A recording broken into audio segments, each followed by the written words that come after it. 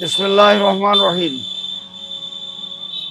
মুসলিম মিল্লাতের একটি আনন্দঘন উদযাপনের দিন হচ্ছে ঈদুল আজহা।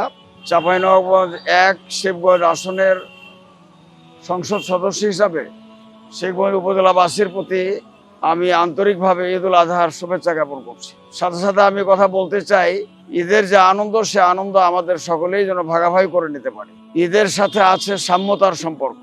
গোটা মুসলিম মিল্লাত ধনী দরিদ্র নির্বিশেষে সব ভেদাভেদ বুঝে যে তারা তাদের আনন্দ উপভোগ করবে ঈদুল আজহার মাধ্যমে।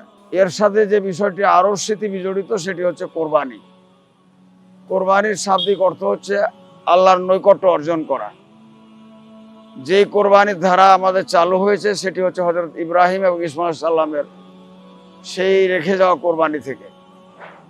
এর ভিতর দিয়ে আল্লাহ তাআলাকে সন্তুষ্ট করার জন্যই আমরা এদেশের মানুষ পশু কোরবানি দিয়ে থাকি। আমি শিবগঞ্জবাসীর উদ্দেশ্যে বলবো, আমাদের এই কোরবানি যেন প্রকৃতই ত্যাগ এবং কোরবানির মহিমা উদযাপিত হয়, এবং এর ভিতর দিয়ে যাদের কোরবানি দেওয়ার সামর্থ্য নাই তারাও যেন কোরবানির গোশত খেতে পারে এবং কোরবানির চামড়ার অর্থ থেকে তারা তাদের প্রয়োজন ভোগ করতে পারে।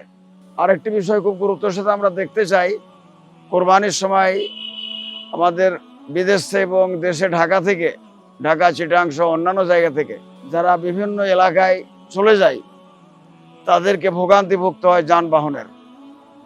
এক্ষেত্রেও আমাদের নিজেদেরকে সজাগ সচেতন থাকতে হবে এবং পরিবহন মালিকদের সজাগ সচেতন থাকতে হবে এবং সরকারি যে মাধ্যম সেগুলোকে সজাগ থাকতে হবে, যাতে করে দুর্ঘটনা এড়িয়েই আমাদের এই ঈদ আনন্দ উদযাপনের জন্য জনগণ আসতে পারে নিজ নিজ বাড়িতে, তাদের পরিবার পরিজনের সাথে শেয়ার করার উদ্দেশ্যে আসতে পারে। সর্বশেষ বলতে চাই, ঈদের মাধ্যমে এই কোরবানির যে পশুর বর্জ্য এবং রক্ত আমাদের এই পরিবেশটাকে যেন দূষিত করতে না পারে, সেজন্য সবাই খেয়াল রাখতে হবে।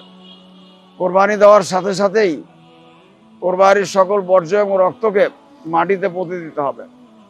আমরা শিবগঞ্জবাসীর প্রতি আমাদের এই উদাত্ত আহ্বান জানাচ্ছি, কোরবানি একদিকে ত্যাগ ও মহিমা উদ্ভাসিত হবে, পাশাপাশি এমন কোনো পরিবেশ যেন আমাদের পুত পবিত্র পরিবেশকে নষ্ট করতে না পারে, সেদিকে আমাদের খেয়াল রাখতে হবে। আল্লাহ তাআলা আমাদের ঈদ কবুল করুন, কোরবানি কবুল করুন। শিবগঞ্জবাসীকে আবারও ঈদুল আজহার শুভেচ্ছা, ঈদ মোবারক। আসসালামু আলাইকুম রহমতুল্লাহ।